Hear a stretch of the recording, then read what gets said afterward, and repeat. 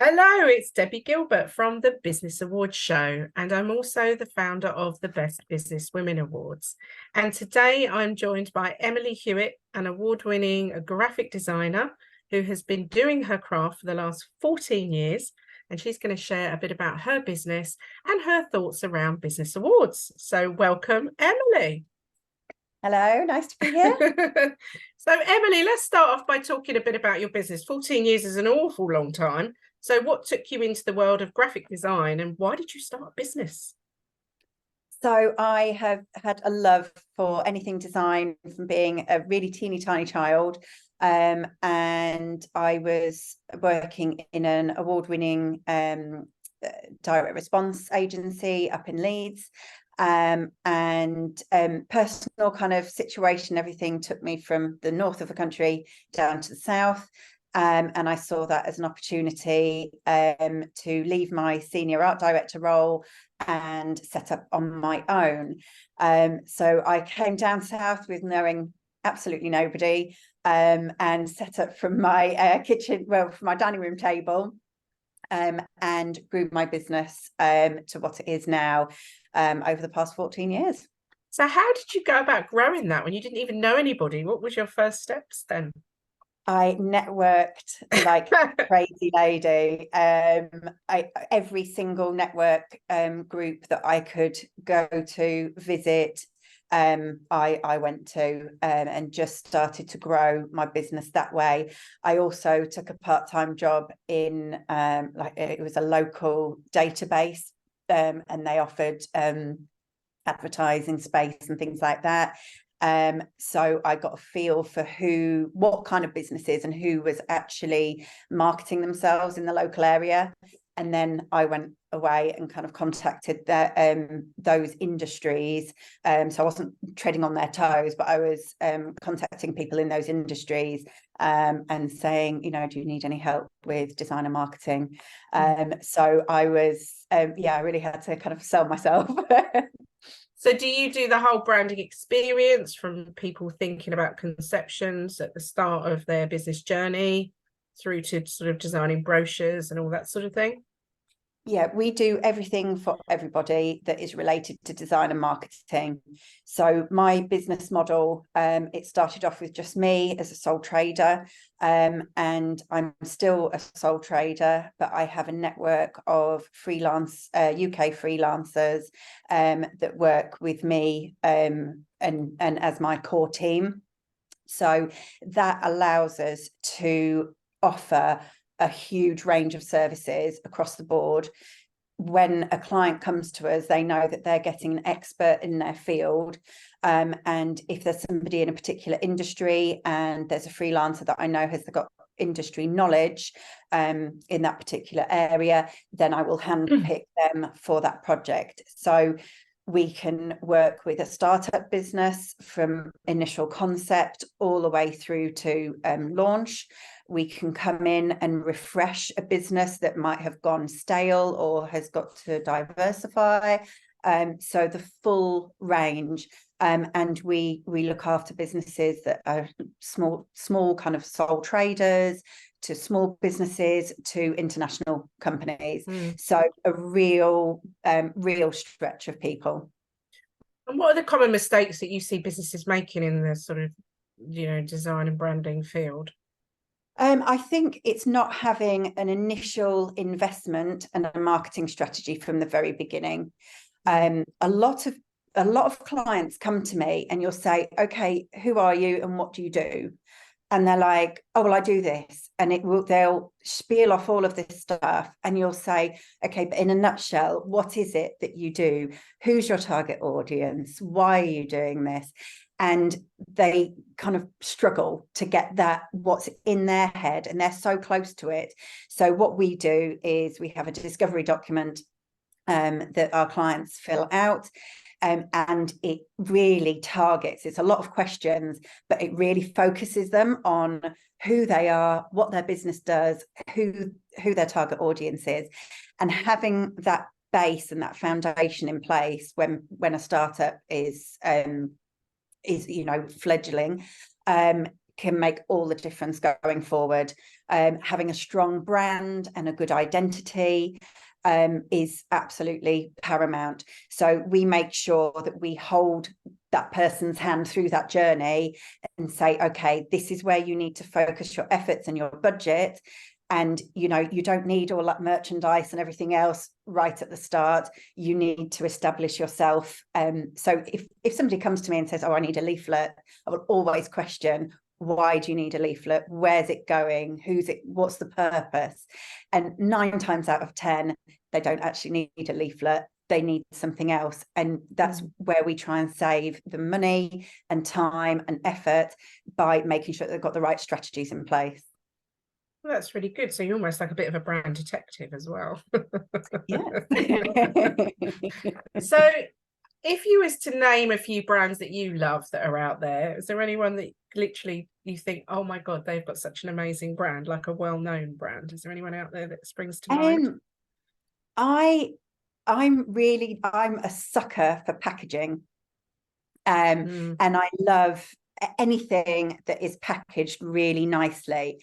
But if it's kind of like an eco brand, that ticks all my boxes. So with all of my clients, we try and bring in a sense of corporate social responsibility. So whether that's by using sustainable packaging or by using our printers that use FSC paper and vegetable inks, or it might be like one of our estate agents that we were looking after, a percentage of everything that every sale and let went to a local homeless charity.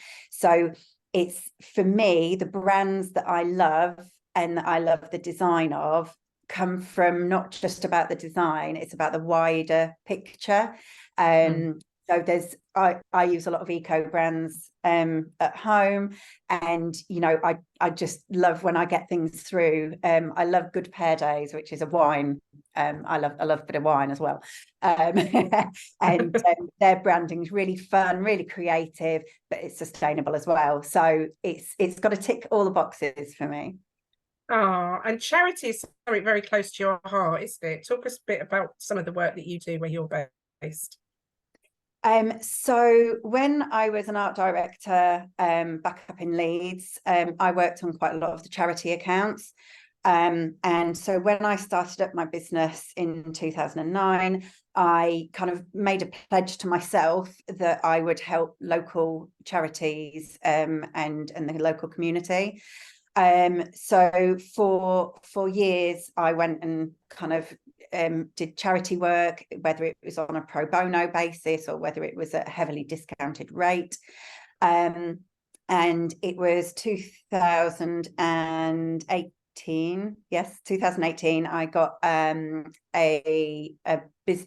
gold award that was presented to me by the Mayor of Southend for the charity work that I'd done in the local area. And I continued doing that. I'm part of the Organisation for Responsible Businesses, which is headed up by a wonderful lady, Jill Poet, who a lot of people will know about. And the work that she does is amazing. And she put me in touch with quite a lot of charities, which I then just began working with, and it kind of spiraled into me picking a charity per year to support for free that entire year. I've since kind of backed off a little bit from that. So I don't pick one charity per year, but I do a range of projects across the year to support anybody who needs that kind of helping hand in the community. And since COVID, there's so many charities that were struggling. You know, nobody carries cash anymore, so they can't go and collect cash and things like that. So it has had a massive impact. So that's really important to me that I give back. So yeah, I enter competitions to win money for business, which I then pledge to give back to charity. So it means that I can pay my freelancers to do work for a charity and benefit everybody. Yeah, you're so right about this whole sort of the street collections are down because people just don't have cash on them anymore, and it's Yeah. hugely impactful for small charities to actually get those donations in. So this year you won 2 silver awards at the Best Business Women Awards, so well done. Talk me through, obviously 14 years is an awful long time in business, so let's talk through what your experience of awards is and kind of what your thoughts for entering awards this year were. Well, as a marketeer, I tell all of my clients that they've got to enter awards because it's a great part of business strategy. And I myself sponsor the Essex Wedding Awards, which I started doing after the pandemic, because I've got a lot of clients in the wedding industry and they were so hard hit. And for them to keep their head above water and diversify and still succeed, I wanted to celebrate that and actually give back. So I sponsored the Essex Wedding Awards last year and this year as well. So judging takes place in the next few days, which is all very exciting. But myself, I needed to kind of practice what I preached. When I won the Southend Award, I was kind of approached by the awards company to put myself forward. And this year I thought, 14 years, yes, it is a long time. I need to practice what I preach and put that into place. So I entered quite a few awards, obviously these as well. I got to finalist in some local awards and got a silver award for that. And then obviously my 2 silver awards here as well. So really, from a marketing point of view, I always say, it's credibility and trust. It sets you apart from your competitors. It enables you to get more media and PR attention, employee morale, improve marketing opportunities.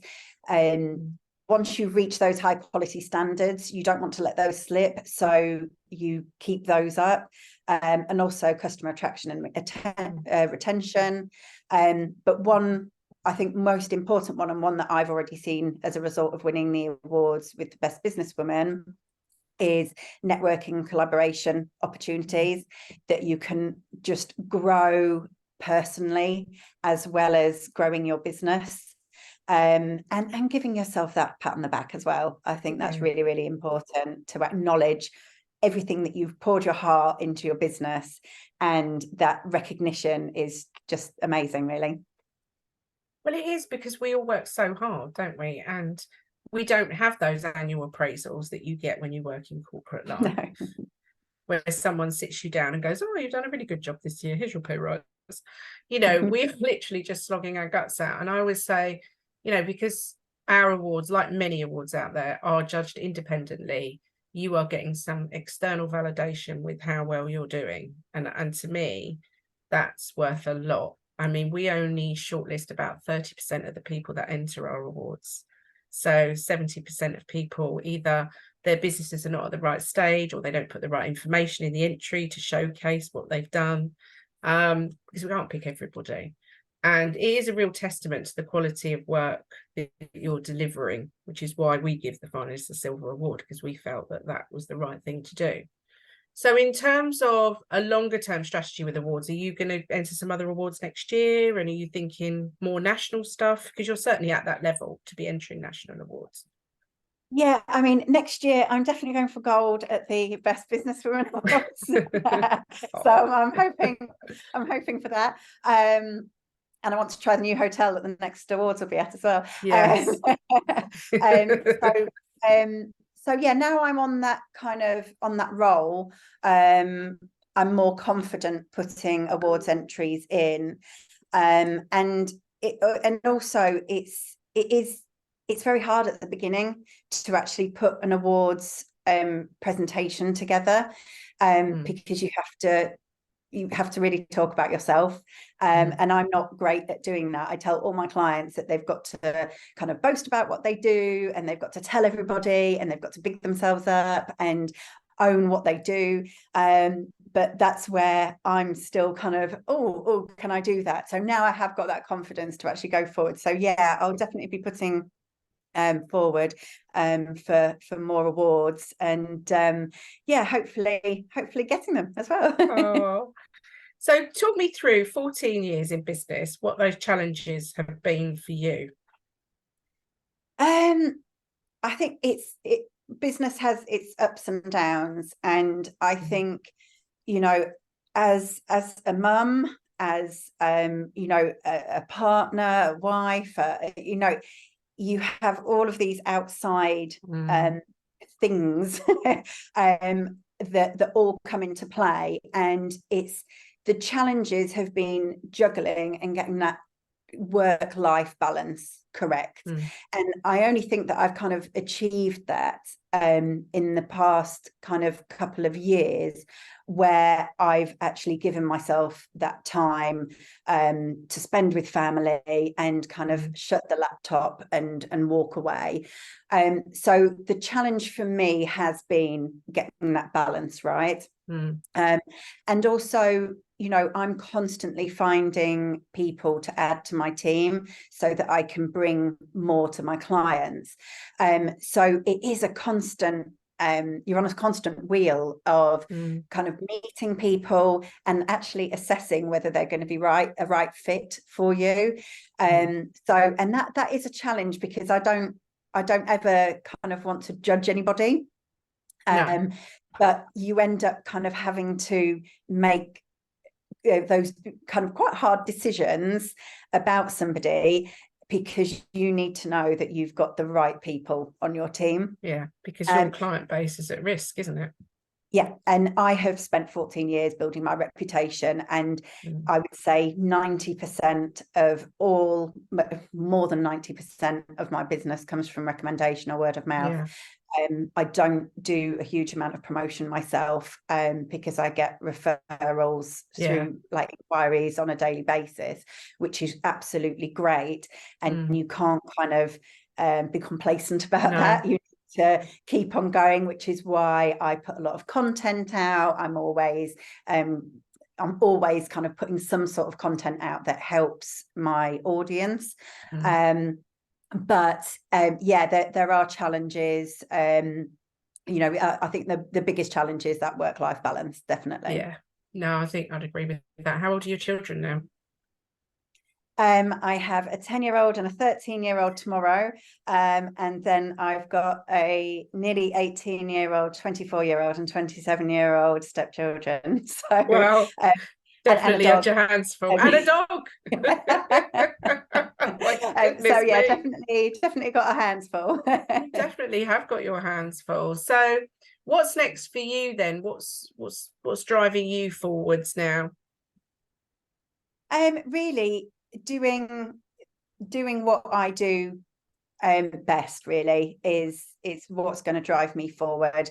A few years ago, just before lockdown, I went into business with somebody else who ran a digital marketing agency, and very quickly determined that our morals and ethics did not align, and it wasn't the right fit for me. So I went back to what I was doing before, and that you know, I used that as a massive learning curve. That, you know, what you're doing is the right route for you. So I am now just putting all of my efforts into making what is my business dream of where I am now. I'm making that dream kind of just continue and make that reality, by giving back to the community, by helping startup businesses or businesses that, you know, don't have the big massive budgets that others do, and helping them be more independent in their business, do things themselves, and kind of mentoring them through that process so that they're confident to take on their business themselves, with my support. So that's what's really important to me. And obviously having that recognition for that is why I've gone in for the awards in the first place. Fantastic. And a judge and sponsor of the Essex Wedding Business Awards. How exciting. Yeah, Essex Is that the first Awards, time you've been a judge? No, I judged them. I've judged them for about three or 4 years now. So how do you find it being on the other side of judging awards? I love it because you get to see the kind of breadth of companies, and the reason why I'm on the judging panel is because I look at these businesses from a design and marketing point of view, and making sure that they've got those strategies in place to actually carry them forward. And then they've not just put together an awards entry that is a load of waffle and kind of saying, yes, we do this, and this, we tick all of these boxes. When you go on their website or you do a bit of digging, that's not them, that's not what they do. So it's I love kind of looking at businesses and then identifying where they can actually be better in what they do, and that helps me in part of my business. And I look after a lot of clients in the wedding industry, and that helps me just determine what those pain points are, so that then I can kind of navigate those when I'm working for anybody in the wedding industry. So yeah, it's really exciting. Yes. So you've been doing that for a while? Yes. Yeah. Exciting. So it's really interesting talking to you, because you've obviously seen it from both sides. So you've seen entries and you've also written them yourself and encouraged your clients to do it. So I guess, have you got involved in awards submissions, putting together a design PDFs for awards submissions as well? Have you done that as well? Yeah, so you've seen it from all different angles, really, haven't you? Yeah. And you know what, there is... Yeah, go on, sorry. They're all really different as well. So some you have to be very creative, and others, they want you to be very bullet points, tell us what you do, and it's very kind of corporate. But the wedding awards I love because people get a bit more creative with their entries, and that's really lovely to see from my point of view, being in that industry. No, I can see why you would love that and why you'd be aligned with that. Oh, it's been great chatting with you, Emily. Thanks for joining me today. You're welcome. If you are looking for branding advice or design, we will put Emily's details into the show notes and some links so you can contact her and have a chat with her.